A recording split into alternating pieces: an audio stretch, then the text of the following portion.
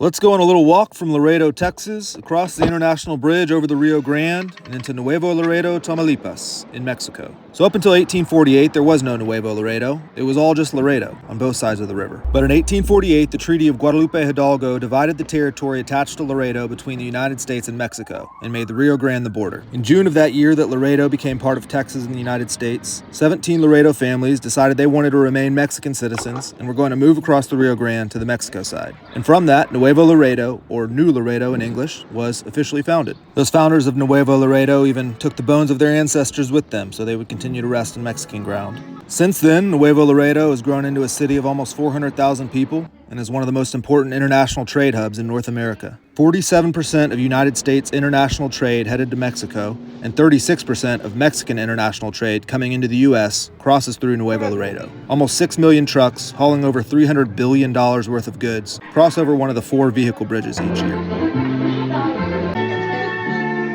My first exposure to Nuevo Laredo and to probably all the different Texas-Mexico border towns was through music. Doug Sahm wrote a bunch of Tex-Mex hits over the years, including a song called Nuevo Laredo that was later covered by one of my all-time favorites, Charlie Robison. It seems like so many of the great Texas country musicians in the 60s, 70s, and 80s were influenced by their time hanging out in border towns. And it really makes me nostalgic for that time period, which I was never even around for.